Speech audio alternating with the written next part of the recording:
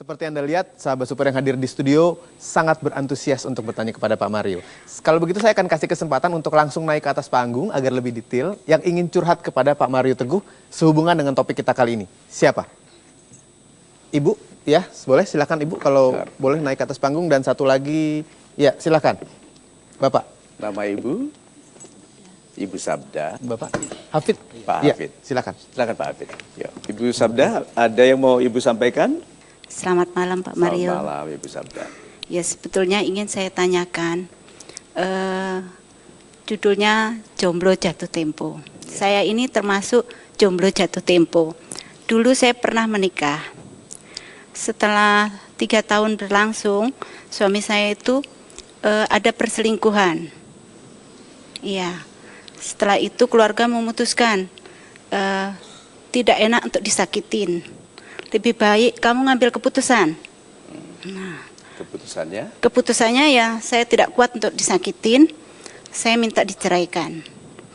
Setelah saya berharapnya sampai 3 tahun kemudian saya ingin dia kembali, karena saya ingin seseorang yang jahat itu tidak mungkin akan jahat terus, pasti ada taubatnya gitu. Saya mengharap dia kembali, ternyata saya tunggu setahun 2 tahun tidak untuk kembali ke saya. Terus Ada putra atau putri?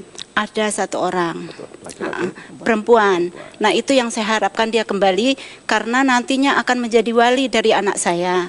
Nah, tapi karena keluarga saya itu tidak bisa, kamu harus seperti itu, kamu harus punya status, katanya gitu. Akhirnya ya karena keputusan keluarga, saya ambil status, saya mengurus surat, saya akhirnya janda. Nah, karena istilahnya saya anggap saya ini jatuh tempo. Seseorang menjomblo itu kan pasti ada batas waktu, 1 tahun, 3 tahun, ini kan bahkan sudah 5 tahun lebih, berarti sudah jatuh tempo. Bahkan saya itu dibilang jelek juga tidak jelek gitu. Ya.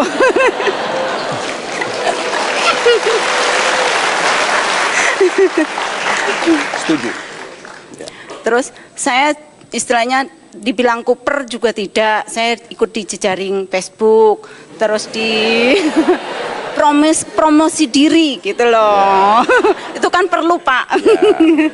Tapi kok sampai sekarang itu masih ya gimana ya, masih kadang ya ingat gitu, kalau Tuhan menciptakan umat ke dunia itu untuk berpasangan gitu. Tapi karena kadang rasa sakit itu yang pernah kita alamin, dari situ kadang-kadang ada trauma gitu loh. Ibu menyampaikan trauma itu di Facebook, di Twitter? Tidak. Kadang-kadang ada seseorang yang mendekatin saya, ternyata dia itu setelah saya ya katakan terbuka, saya lihat di ininya dunia maya itu ya single gitu. Saya ceritakan gini-gini, ternyata dia ada istri gitu. Akhirnya saya sakit lagi. Gitu. Jadi kadang tapi kan Ibu tidak menulis keluhan di itu, enggak ya? Tidak. Kan ada yang bilang itu laki-laki itu penipu semua. Oh gitu tidak, kan? Ya kan? tidak. Aku benci laki-laki. Saya menganggap orang itu kan pasti baik semua, karena saya bernilai baik. Bahkan yang selingkuh pun Ibu harapkan berubah. Baik ya. Apalagi orang baik ya. Ya. Terus kira-kira apa yang mencegah laki-laki itu untuk lebih dekat dengan Ibu? Ya nggak tahu juga ya, mungkin kalau dibilang saya galak juga saya nggak terlalu galak. Tidak terlalu ya? Tidak terlalu galak gitu. Ada galaknya?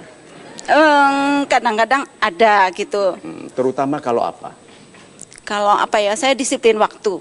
Oh, jadi kalau dia mau lebih lama sedikit, Ibu suruh pulang. Iya.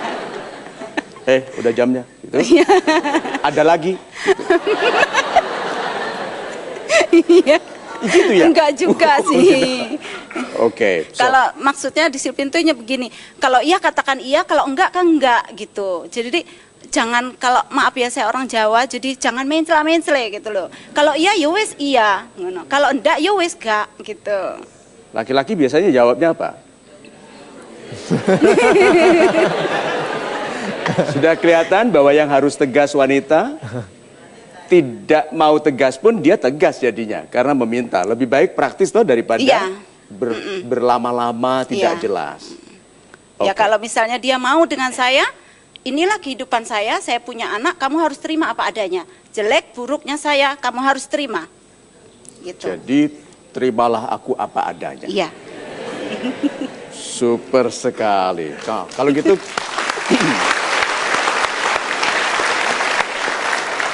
kita sudah dengarkan, yuk kita dengarkan Pak Hafid. Silakan Pak Hafid. Nama saya Hafid dari Purwokerto, Pak.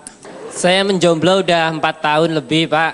Semenjak saya ditinggal sama mantan pacar saya.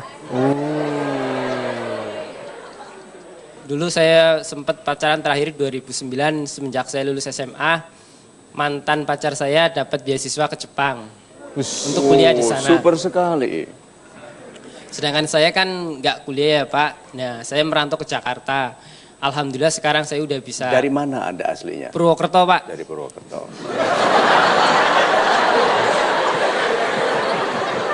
Kalau merantau itu naik bis berapa jam sih? Berapa jam ke Jakarta? 9 jam, Pak. Oh ya, sudah merantau.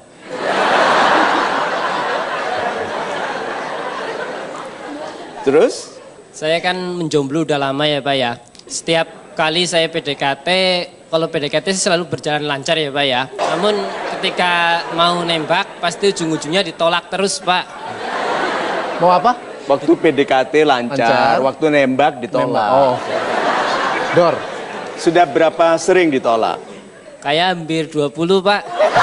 Tolak terus, Pak.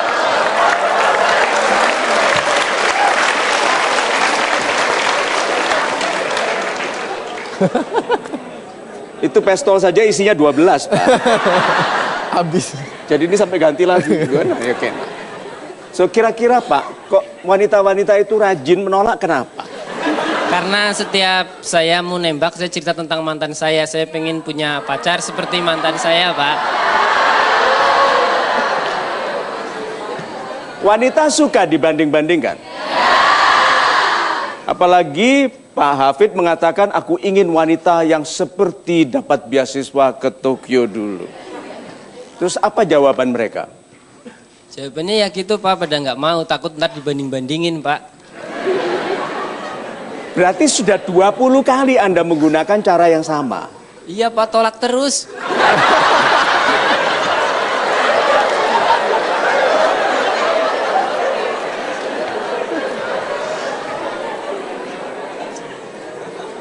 Harusnya kan Bapak tahu bahwa cara membandingkan pacar dengan pacar yang lalu itu membuat mereka menjauh. Kenapa diulangi terus cara itu? Habisnya ingat mantan terus, Pak.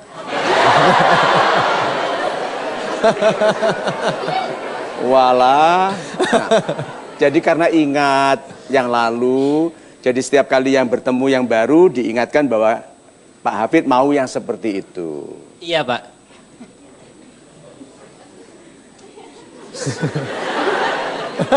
Sampai kapan mau begitu itu?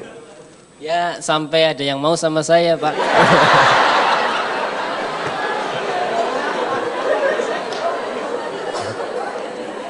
Kenapa saya jadi lemes ya?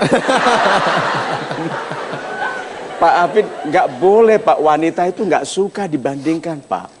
Bapak nyebut aja wanita lain. Bahkan kalau lebih jelek gitu Pak. Wanita bilang, dia itu lebih jelek dari kamu. Dia tahu ada yang lebih cantik dari dia loh Pak. Wanita itu ingin dia satu-satunya. Jadi kalau Anda mau memuji wanita sebagai yang paling cantik, bagaimana Anda memujinya? Memujinya ya dari fisiknya, Pak. Itu. Oke. Jadi memujinya dari fisiknya. Iya, Pak. Contohnya. Ya cara penampilan dan tutur katanya, Pak. Kalimatnya bagaimana? Dek, kamu kok cakep banget. Mengapa wanita yang pertama itu demikian berkesan? Karena saya pacaran 5 tahun dulu, Pak. Dari kelas 2 SMP nyampe SMA. Bukan main. Jadi karena lama itu berkesan sekali.